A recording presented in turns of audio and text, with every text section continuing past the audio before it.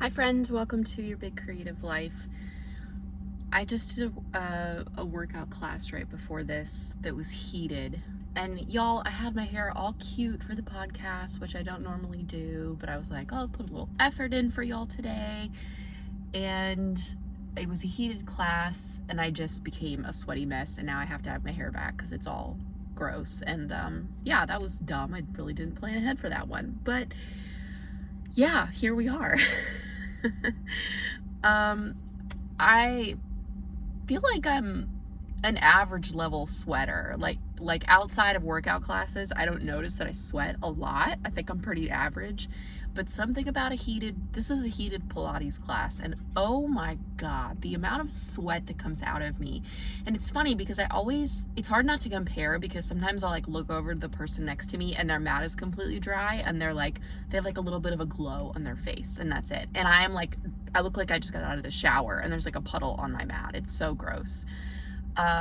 So I don't know. I don't know what that says about me. I don't know if that's a good or a bad thing, but it is what it is. And I have to take that into consideration in the future because I just look like a drowned rat after a workout class. Thankfully, it really doesn't matter like for work because it's not like I have to go back into an office or something. That was always tricky when I was working corporate. I would never be able to do like a heated workout class. But, okay, so we've had a couple of Q&A episodes that will have come out by the time this episode comes out. And what I try to do for the podcast is like balance craft episodes with episodes on other topics, like maybe mindset episodes or even episodes that have a topic outside of just writing.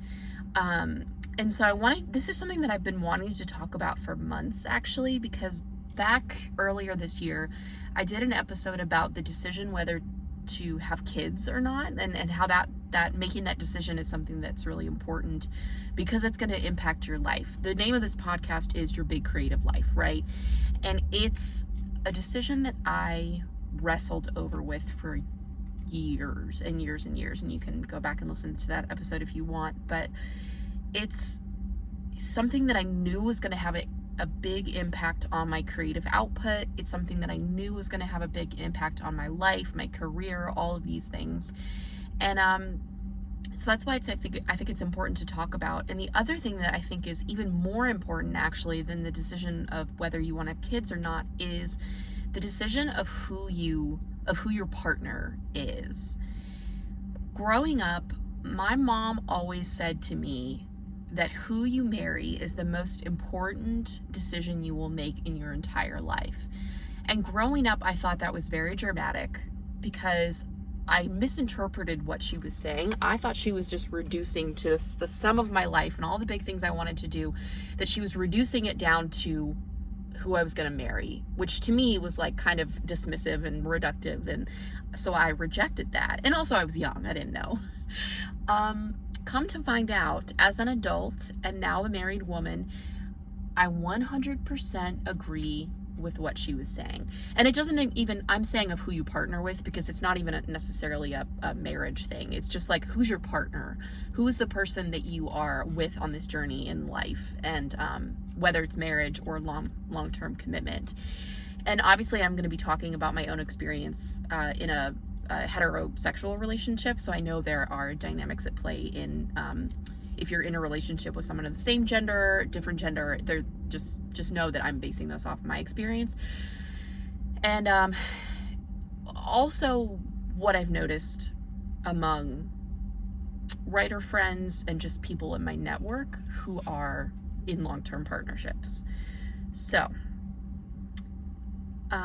the reason that I think this is such a big decision and why my mom was right, turns out Mama knows best, she was 100% right, is because the person that you marry or partner with, it has ripple effects. This is a decision that you make that impacts every single other area of your life. It impacts where you live, it impacts your finances, your mental health, your future, your physical health. All of these things are so tied into this, and it's one of those things that you don't really understand. I think, at least for me, I didn't understand it until I was an adult, until I got into a long-term relationship. And this is also obvious if you know anyone who is in a toxic relationship, whether it's something like an abusive situation or just not a good fit, you know how detrimental this can be, not just on the relationship, but on the person's entire life. I have extended family members who are in extremely toxic relationships, toxic marriages, and it is so sad to see. It is so devastating to me, to see the effects that this has on the person, on their children, just all of this stuff. And my mom saw that growing up. She saw that as an adult, and that is why she drilled into me and my two younger brothers that this is such an important decision. And how this all ties into creatives and writers specifically, I think it's one of those things that can be easy to gloss over, but it's gonna have a big impact on all of the ways that you write, the way that you create, the way that you think about yourself and your creative abilities, your creative works, how you put them out into the world, all of those things. So what I want to do in this episode, because this is a big topic and it can be hard to sort of like distill this down into something that I hope will actually be helpful. What I want to do is talk about green flags in a partner when it comes to having a partner who, like, if you're the creative, if you're the writer and you have a partner, what are green flags in that partner? And I have a few of them, and some of these are they're like Venn diagrams. Like, some of them kind of overlap, but I want to talk about them separately. So yeah, we'll just go through them. The first green flag, and if you're not like super on, I mean, hopefully you know the phrase green flag, but I just think about this a lot because it's like super common on TikTok. People will talk about like beige flags and obviously red flags and green flags. And so green flags are like the good things, right? The first is that your partner has their own interests, separate from you, individual interests, and encourages you to have your own. This is something that I think is super essential. It is very easy to, when you get into a long-term relationship and you start combining your life, it is very easy to just automatically do things together all the time. And if you are a little bit codependent, like I was when Sam and I started dating, it can feel sometimes like a bit of a rejection when the person goes to do their own hobby. So this is why it's so essential to be like, no, actually this is a good thing. This is a healthy thing that each person in the relationship has their own interests and hobbies outside of stuff that you do together as a couple. Sam plays volleyball. He plays beach volleyball. He does some indoor as well, but he prefers to do beach volleyball. And I am not athletic. I've played with him a few times just for fun, but it's not something I really enjoy. So yeah, and early on when we were dating, I would go watch him. Like, I would go hang out at the beach and then watch some of his games or watch him play. And it was fun to do that together. But I think ultimately what I realized is, like, this is Sam's thing. This is something that brings him joy. It's a social outlet for him. It's a way for him to get exercise. It's good for his mental health, all those things. And it's like, he can just have this thing. I don't need to necessarily be part of it. And when we were first starting to date, like, I remember we would have these really long dates where we'd spend like all of Saturday together and then, you know, spend the night together Saturday night at my place or his place. And then Sunday he would go to play volleyball. And even though rationally I knew this wasn't like, this was fine, I'd be like, oh, he wants to leave, he wants to go play volleyball and like end our time together. But I got over it pretty quickly because, again, I realized how happy it made him. And the same thing is true of me with writing. Sam is not a writer. He doesn't fully understand this world, but that's okay. He knows that this is something that's super important to me, that books are important to me, writing is important to me, and that I have my own hobbies and interests. And I just think both of us having those things individually that we enjoy is really helpful for us, especially with a baby, now that we have a 9-month-old. And obviously family time is really important too, but just having those interests, I think is essential. So first green flag is just that your partner has their own interests and hobbies and encourages you to have your own. That's healthy. The next thing that I think is a green flag that's sort of related to this is that your partner is supportive even if they don't understand this world, and they don't diminish or demean or talk down about the things that you're interested in. I want to break this into two parts. The first is something that I mentioned, which Sam does, is just being supportive. He actually does have a degree in English, and then his undergrad, or his first degree was in English, and then he went back to school years later and got a more of a computer science type of a degree. And he enjoys reading. He doesn't do it very much now, but he enjoys it. So we can talk about books, but it's really more my thing. It's something that I really enjoy. So I would take him, we'd go to like author readings, book signings in Nashville sometimes together. And he's always been super supportive of writing. I've shared things with him a few times. I've talked about ideas I have for books. I've asked him for his thoughts on different scenarios, or just his take if I'm wrestling with something. So even though he's not really in this world, he's supportive. And he doesn't understand a lot of the like nuts and bolts of the craft of writing. But again, he's still supportive. Like if I take a writing class and I want to talk to him about something, he can listen and think it's great and be supportive, even if he doesn't really understand what I'm like getting at. I think that's essential. And also the second part of this is that your partner doesn't dismiss or view your interests as like trivial or stupid. This grinds my gears like no other. This is something that I really pay attention to with friends and their partners, let's be honest, anyone I meet, their partners. Especially if the like friends who are readers and really into writing, if their partner thinks that it's silly and frivolous and stupid, I hate that. That really gets me going. I've seen this occasionally on TikTok or social media too, where like, let's say it's book talk. It's a book talk creator and they're talking about books that they read or creating content or whatever. And they have like their husband or their partner who's a man in the video. And it's like, I don't know, it's like, I can think of one video I've seen where the guy was like, oh, you're silly fairy porn, like talking about her fantasy books that she was reading. I can't stand that. And you might be like, oh, it's just a joke. It's just funny. People joke about reading fairy porn. Yeah, true. It's funny. I can get behind that to a certain extent. But it's just, I think it's a symptom of this larger attitude that some people have, that reading is silly. Reading romance in particular is silly. Reading fantasy is silly. And that if you're going to read, you need to be reading like more highbrow literature. And I obviously could not disagree more.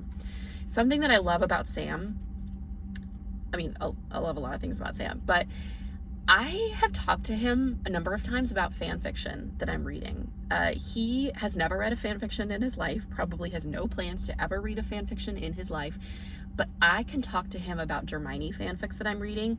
Like after I finished Manacled, which is a Hermione fanfic that I found out about through TikTok, and was like devastated emotionally about it, I talked to Sam about it, and he wasn't like rolling his eyes like, this is so stupid.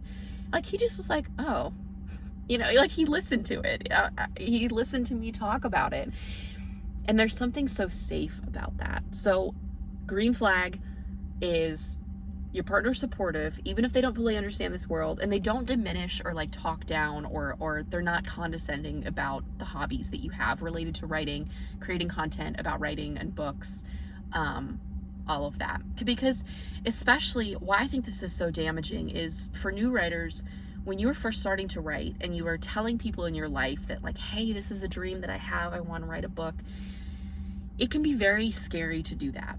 It can be very vulnerable to put yourself in the position of saying like, actually, I want to try this thing. Like it's scary because I don't know if I'm going to be any good at it. This is something I've never done before, but I want to try it.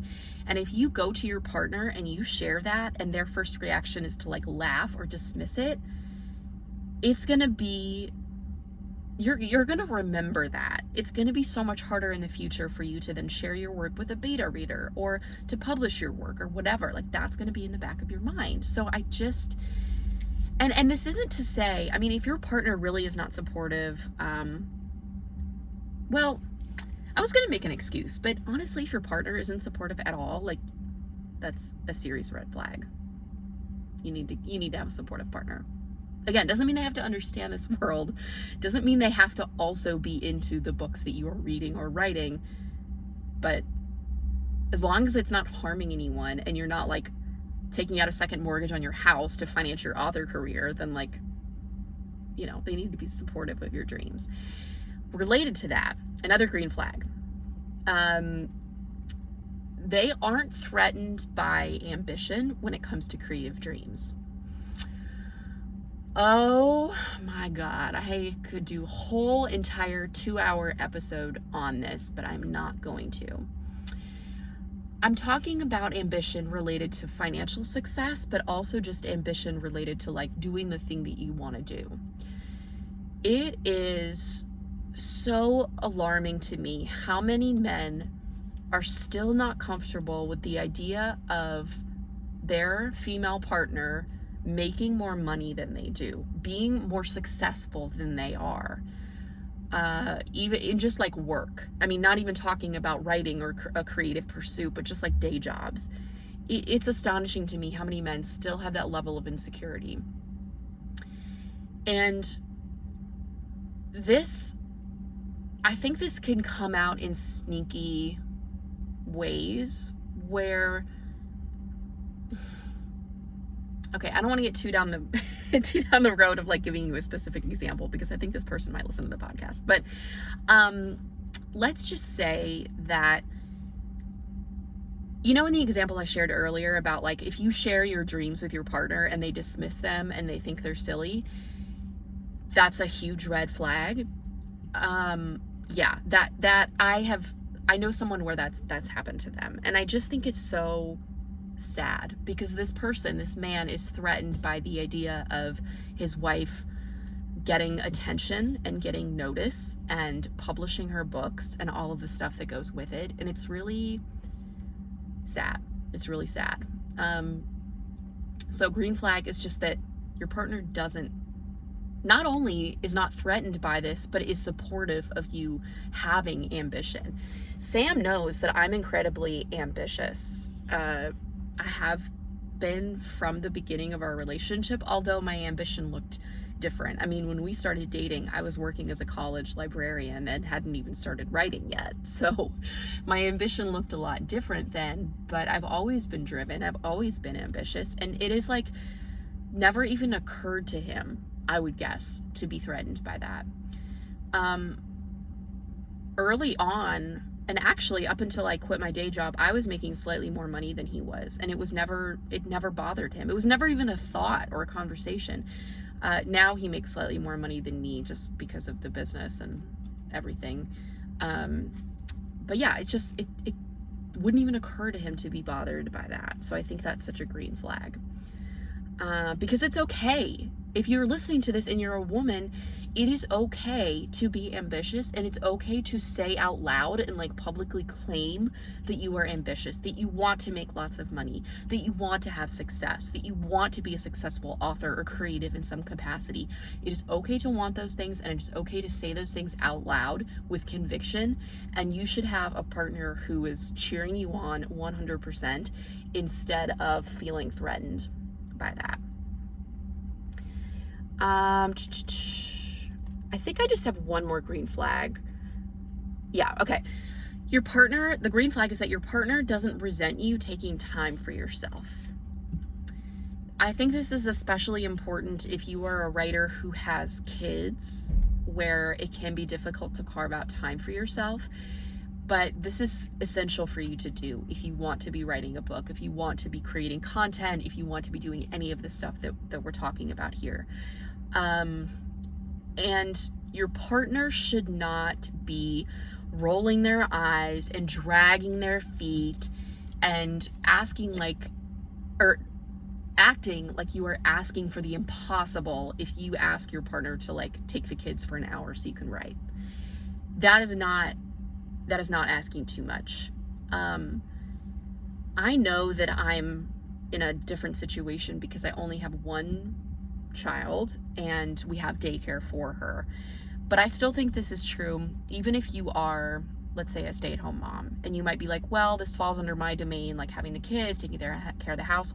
No, even if your husband works an incredibly demanding job and you are home with the kids, it doesn't matter. You still deserve to have time for yourself, even if it's just 30 minutes in the morning to write or whatever. Get selfish about that time for yourself. Even in the 9 months of me being a mom, it is remarkable how much of a difference it makes when I have time to myself. I'm a better partner to Sam. I'm a better mom to my daughter. I'm more present. I'm just a better person overall. And so I think that this is going to be something I'm going to have to be intentional about for the rest of my life, like being a parent. I just think it's so essential. And it's easy to get, it's easy for writing to get put on the back burner because so many other things are actually important. Like work is important, laundry is important, getting groceries is important, taking care of your kids is important. These are all things that you have to do. And for writing, it's like, yeah, you don't actually have to write a book unless you have like a publishing contract. This isn't something that has to get done. So it is very, very easy to put this on the back burner. So you have to guard this. You have to guard this fiercely and communicate with your partner and ask for the time that you need. Both of you, going back to that whole having your separate interest thing, both of you need to be having time to yourself, even if it's just a little bit of time per week. And I think the resentment piece of it is key as well. It is such a joke among, I was in a mom's group when Audrey was, I think she was like 2 months old, 6 weeks old. No, it was younger than that. It was like a month. And it was this mom's group that met for 5 weeks, and all of the moms in the group had babies that were around the same age. And so it was like a support group. It was like, hey, let's talk about how challenging this is. Let's talk about like sleep, your recovery, postpartum mental health, all that stuff. And it was great. But as the babies got a little bit older, and as we, started hanging out and getting to know one another, there were a couple of times where we joked about like what it was like having the dads hang out with the babies and like the moms go do something else. And it was such a joke how like the dads will send 800 texts like, well, where's this? What does the baby need this? Where's this? What do I do? They're crying. What do I do about this? Now Sam didn't do any of that. Sam was the exception, like, thank God, because I would not put up with that bullshit, honestly. But it's just like such a common thing that like women feel like they can't take time for themselves because their husbands are so incapable of watching the kids for an hour or whatever. So I think the resentment piece of it is important. Like if your partner is like rolling their eyes and dragging their feet and making you feel incredibly guilty for taking some time for yourself, that's not helpful either. You need to have a conversation about that. Y'all, I'm trying not to make this like preachy. I don't want to make it sound like Sam's the perfect, husband and like everything's magical in our relationship, because that's not the case at all. We actually have some challenges, just like any, relationship does, and some things that we're working through. But he does show these green flags in these areas that are super important, because I could not be with a partner who doesn't support me. Like, this is such a big part of my life that it's a non-negotiable for me. And even though I didn't have these specific big goals and dreams when I met him, I just couldn't be with someone who wasn't at least supportive of my dreams. That's what I'll say. So again, I don't want it to sound like I'm like a therapist telling you what you need to do, or like preaching down like, oh, I've got this perfect relationship, so here's what you need to do to get your relationship to be perfect. I don't want to be judgy, but yeah, these are just things that are non-negotiables. Like they really shouldn't be that out of the ordinary to have a partner who understands your and respects your desire for a creative hobby, to have a partner who listens and supports you, who isn't threatened by your ambition and doesn't resent you taking time for yourself. Like those are pretty small asks, honestly. So I don't know. I guess I would just encourage you, if you recognize any of these things and you don't have them, to have a conversation with your partner. It's not essential that they believe in your dream more than you do, or as much as you do, but at the minimum, it should be something where like they just support you as you're pursuing your dream. I think that's essential. So, and if you're dating, if you're single, just keep this stuff in the back of your head, really, because some of these red flags or green flags, however you want to think about it, a lot of these things are present early on. Like if I think about Sam and how I shared like he was going to play volleyball, like there were green flags around this stuff early on in the relationship. So even though I didn't think about them related to writing at the time, like I felt good knowing that I had a partner who had their own separate interests and we wouldn't be totally 100% enmeshed with each other. So, all right, I think I'll leave it at that just so I don't get more preachy and judgy. But going back to what Mom said, this is the most important decision that you make. I've seen how someone's life can go when they make a bad decision. And yes, I know that sounds judgy, but I am judging it. I'm judging it because it's like the partner is just I see what it does to every area of your life. So yeah, I just want everyone to have like a good partner. And I feel so grateful for Sam. Again, we don't have a perfect relationship by any means, and then we have stuff that we're working through, but I think part of the reason I'm so grateful for him is because I had such shitty boyfriends in my 20s, like teens and 20s. Well, 20s really. Just horrible. So I can really appreciate Sam for the man that he is. And especially seeing him become a dad, it's like I'm just so grateful. So this kind of person is out there. I mean, I met him when I was 28.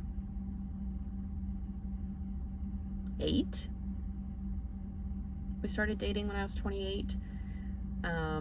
Anyways, I'm gonna go on a tangent there, but I hope this was helpful. I think next week we're gonna be back to a craft episode. And if this resonated with you, let me know. Send me a DM on Instagram. I'd love to hear your feedback about this, and I'll talk to you next week.